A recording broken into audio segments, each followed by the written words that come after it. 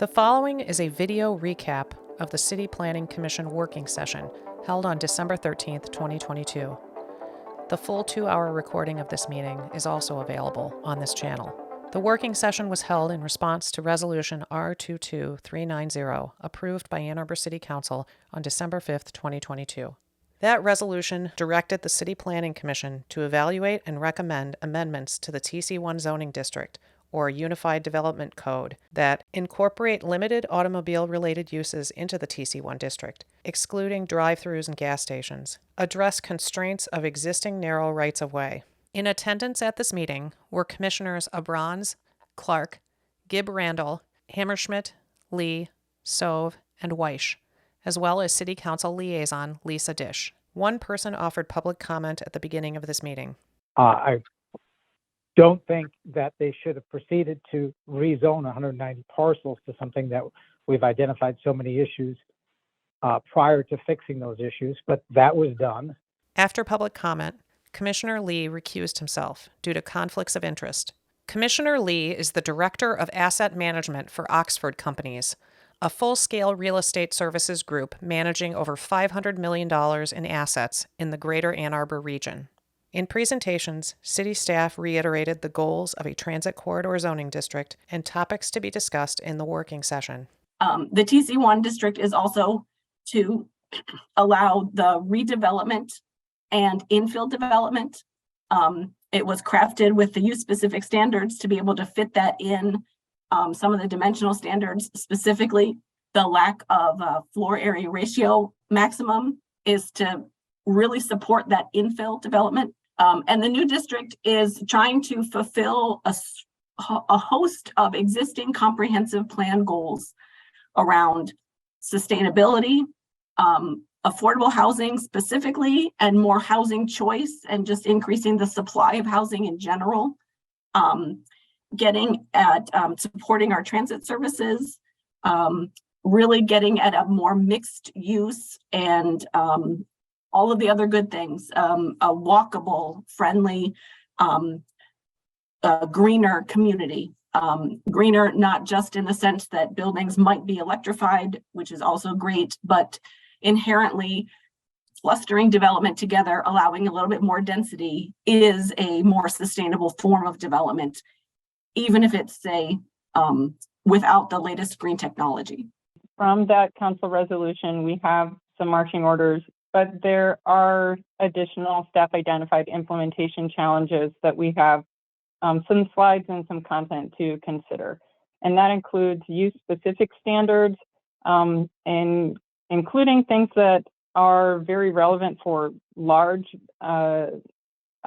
sites that we may not have had in mind in the initial, when we were initially at the drawing board. Block dimensions, first floor uses, access management are all things that we'll be touching on. And additionally, type non-conforming uses, city sidewalk design guidelines, clarity and some terminology, and then how our comprehensive plan update should be or could be interacting with TC1. We are not going to resolve these things. We are just going to raise them for food for thought as we consider how to move forward. The transition toward achieving higher walking, transit, and bike mode share is going to take time. Approximately 2/3 of our trips today, that's a figure from the baseline existing conditions data from the Moving Together Toward Vision Zero, which is the transportation element of the comprehensive plan from 2021. 2/3 of the trips today roughly are auto trips of some kind. And by 2030, we're still projected, even with ambitious targets set out in that plan, to have 50% of our trips be somehow auto-oriented. Staff shared maps and photos from Toronto, Seattle, Boston, and Barcelona as evidence of auto-related uses that exist in urban environments. So even with a very highly successful transit system and in places with very compact urban form, you can see this ESO is roughly where Chinatown is in Toronto, and Queen West. These are very dense urban neighborhoods. They still have gas stations in the heart of those places to serve the purposes, different purposes that people need. So although the council resolution requested that we exclude fueling stations, we would like to continue the dialogue on that particular point with the Planning Commission to present how it may be a compatible use for transition in TC1. Many of the auto uses prohibited in TC1 could be compatible with a walkable urban form if they were designed well. One example, this perhaps is not as dense as we are going for. Maybe this isn't exactly what you have in mind when you think of TC1, but this is in South Boston. It has a variety of 3- and 4-story buildings, and this could easily within TC1 be a 2-story building. Generally, the neighborhood's walkable. Are there improvements that could be made to the streetscape? Yes, but the point is that it's integrated. It could be phased out to become another use in the future, and it meets an interim need. And the point here that I'm just trying to illustrate for discussion is that you have a 0 lot line building. This is probably about a 3 to 4 story building. Although they might not have their best environment to thrive, there are street trees, and this is a auto repair shop that's integrated into a historic and really beautiful neighborhood. I believe this is in Gracia. Staff also explained how our local code treats these auto-related uses and what is currently permitted in the Transit Corridor Zoning District. If we're going to be talking about auto-oriented uses, these are the ones we currently regulate or permit. And the discussion may need to be black and white per the council resolution. They talked about auto rental. We currently have it combined with sales and rental. We'd have to tease it out. Not necessarily a good or bad thing, but it's a thing. It speaks to the work that we have to do and the decisions we need to make. Maybe we shouldn't just limit ourselves with the 1 or 2 uses that were particularly called out in the resolution, but we can look at all of the auto-oriented uses that we permit and maybe click through them at some point and say, would they be appropriate with or without some form-based codes or more form-based regulations or not? Later in the meeting, commissioners discussed potential amendments to permit auto-related uses on West Stadium and Maple. But we do not want to, we do not want to revisit drive-throughs because that's not the lifestyle that we want to be forwarding. So that's, if it feels like there's inconsistencies in the things that we're saying, maybe there's rigidities in the current regulatory structure that if we could work through, that would be great. It's true, I don't want people to have to drive to Pittsfield Township, but it could be that they drive around the corner to Jackson or, adjacent to Washtenaw or on Carpenter or something. I'm not sure exactly, but it seems that TC1 is kind of really being pretty specifically zoned at the moment. And when I think about the special exception use, when I read if I go to the UDC and I read the criteria that we are supposed to apply when considering the approval of a special exception use, it's hard for me to imagine this body currently approving something like a new oil change shop or a new car wash on Stadium Boulevard, particularly because maybe it's also hard because Stadium has like 17 oil change shops already there at the moment. Councilmember Dish also clarified. And then just the final thing is, I do want to express that there is a desire among some, I haven't talked to all on council, for pedestrian guidelines citywide. There is also a strong desire for that not to be folded into the comprehensive plan. We do not want to delay that plan. And we understand that that's a necessarily comprehensive process, probably expensive, and it is not clear whether there is funding for that now. We need to make sure that stuff doesn't get built that prevents us from designing our streets the way we want to for our multimodal world, not for our weird world that we're in right now, which is somewhere between a suburb and an urb. Another topic of discussion was the problem of narrow rights-of-way, where the Transit Corridor Zoning District requires no setbacks from the property line.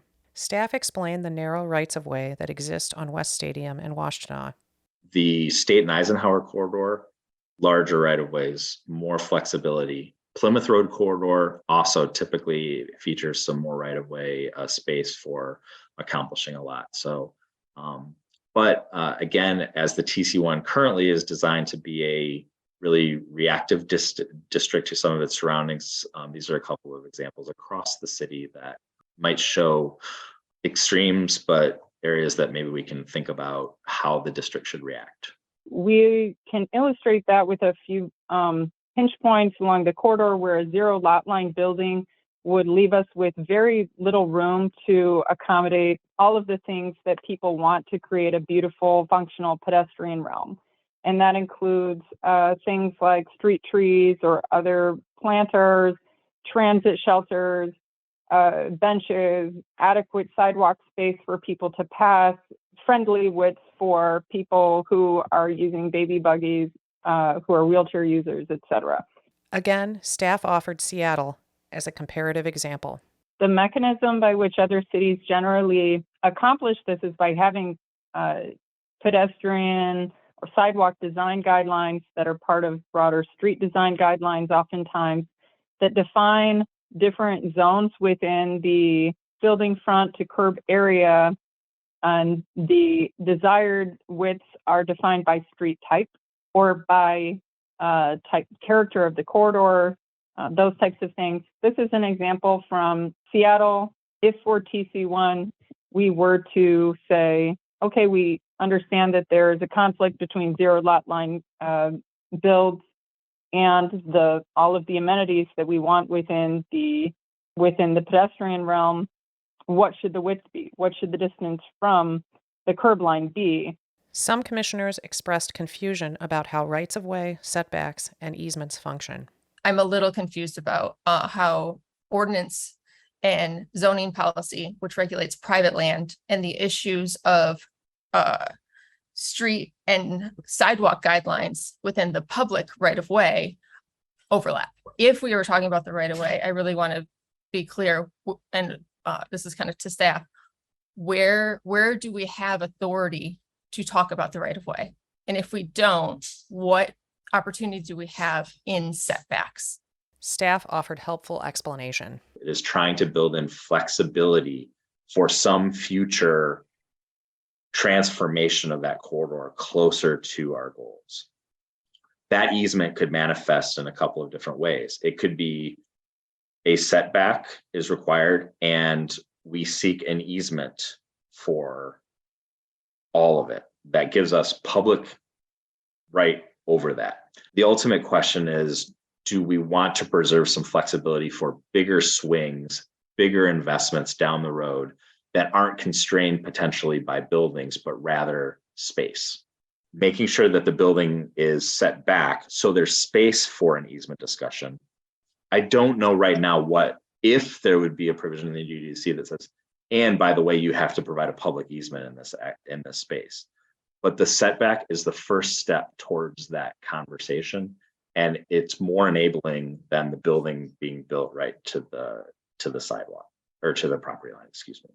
Commissioners discussed how setbacks might work if developers had discretion to decide their own minimums or zero setback from the property line. Yeah, but and they're not. It's not forced. There's flexibility right now too. Like it doesn't have to be zero. So a developer can come in and be like, you know what, it's way too close to the street. Obviously, and they could do like, I actually want to be, I forget what our max is now, but. Yeah. But I would say the tension at both this board and at the council is that it's a choice of the petitioner at that point. We're still reviewing it for safety. We're still reviewing it for visibility. But the question is, should that be a choice in every circumstance? And I think that there's something to be said for policy that actually requires some innovation so that we don't see big brown buildings all over the place.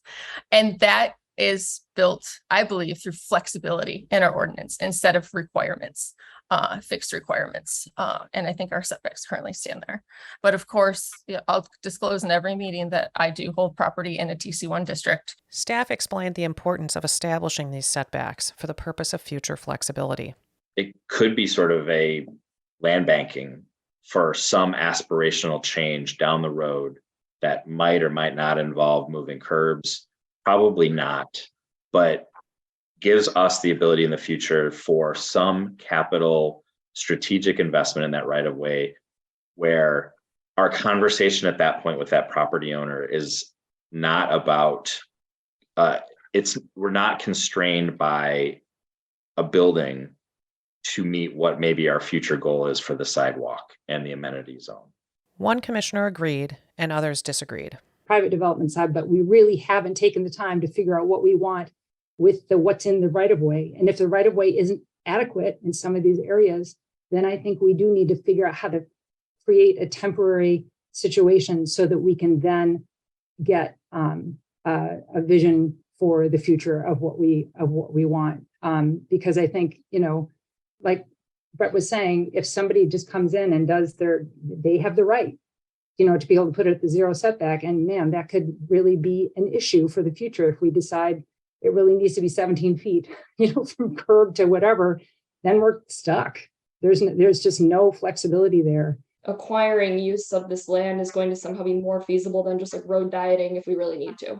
Both seem ambitious. The original City Council resolution that prompted this work session included an amendment. Commissioner Weish and Council Liaison Dish referred to this amendment. I know Councilmember Iyer struck language from the resolution that would say it should delay TC1 in Plymouth and Washtenaw.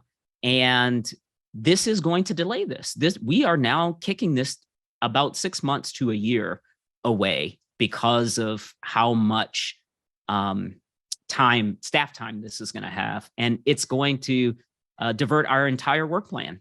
I thought that Jen Iyer's amendment didn't pass. It did pass. If you look at the version 3 in the Legistar, you'll see that last whereas was removed. I think it passed 6-5. And I thought it was you on the winning side.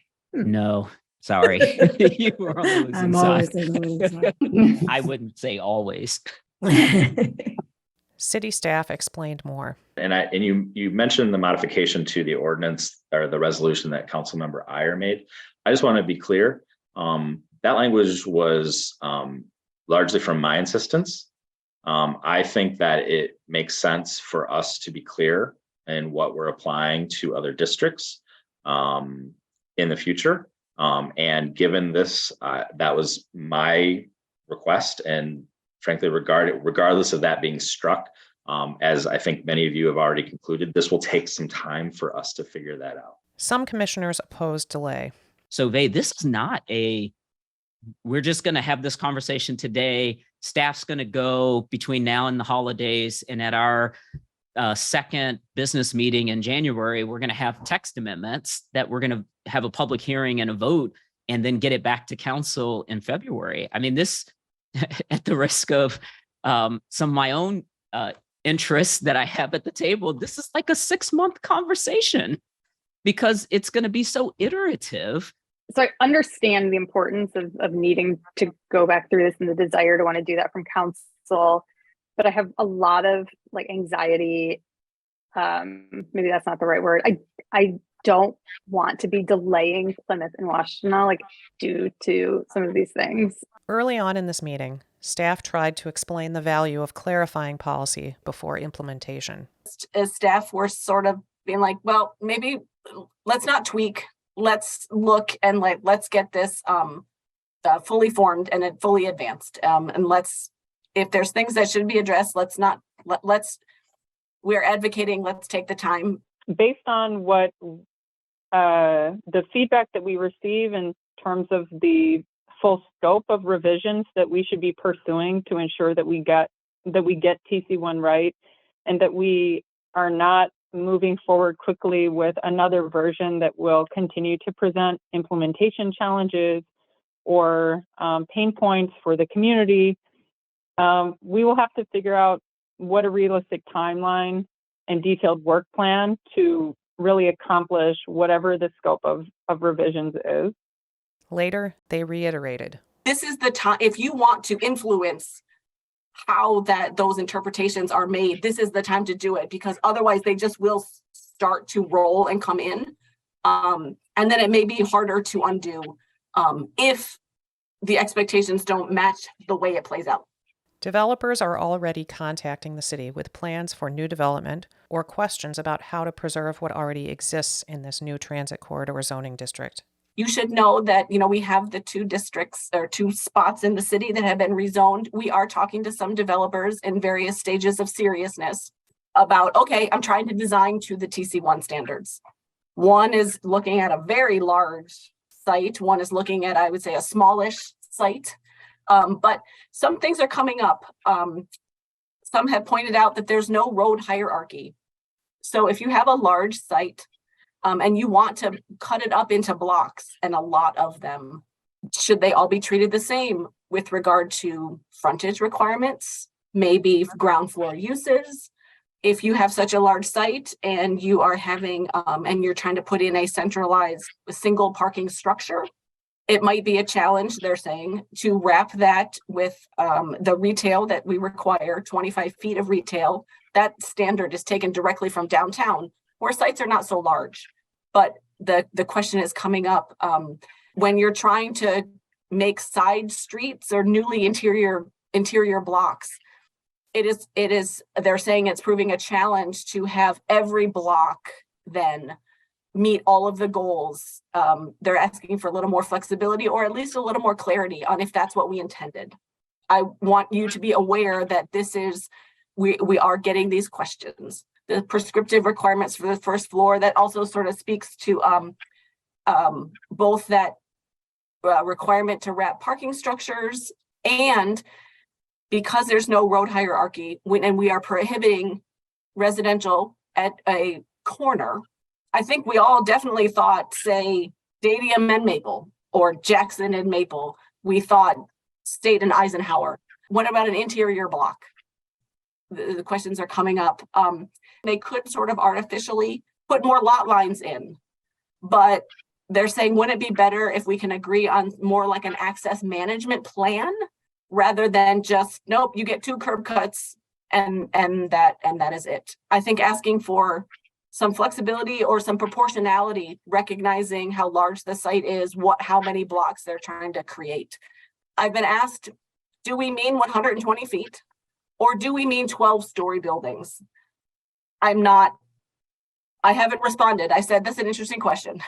I know that the 120 feet is the same as what is the maximum height limit in the D2 downtown, but you should know that this question has come up. Also, I'm hearing a lot from people who are not proposing large projects, but they've got a structure that is now non-conforming. And we're getting a lot of questions about what can I still do? And if we're going to look at additional questions, I think we might want to look at, do our current provisions for non-conforming structures allow enough or too much room for these small incremental improvements? Later in the meeting, one commissioner asked questions. Turning those into streets, like public streets, or are they driveways essentially? Like, I'd be curious to know more about that too, in terms of some of the decisions that you're having to make, because those are different to me in terms of what they're thinking about. So I'd be curious about that too. I believe they're thinking more along private street / driveways, but that have been made to think lifestyle village type thing. The meeting lasted a little over 2 hours, and there were 2 public comments at the end. One thing that I caught that was mentioned was integrating this in the comprehensive plan revision. And my hunch is once you get to trying to do that integration, it's not unlikely that you'll end up with not just a TC1, but a TC2 or more than just that. And just like to remind everybody that some of the constraints, some of the problems are trying to do this all with a single TC1 when there could be more zoning codes that would probably be, in the end, I think we'll find that as we get to the comprehensive plan that we may want more. Thank you. I don't think there's really a lot of objection to TC1 in principle anymore, but I think staff and many members of the public were trying to get you to tweak it, to make it better.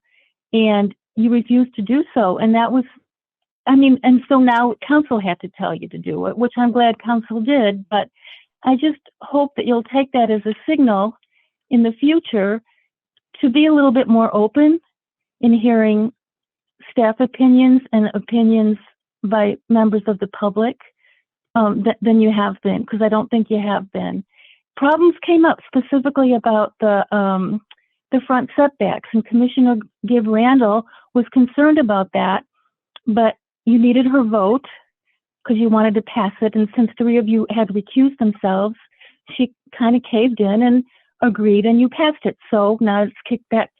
You know, you got to do some more due diligence, and I don't think it's going to take a year. That's why council had that amendment put in, and it didn't say will delay, it said may delay, and that was just an acknowledgement of reality. And I understand this is an iterative thing, and there will be improvements down the line, but if you discover problems now, I don't know why last time when that became apparent that the front setback was an issue, that you didn't want to deal with it. And so hopefully you'll deal with it now. There'll be other problems later, but if you see a problem now, please deal with it before you send it to council.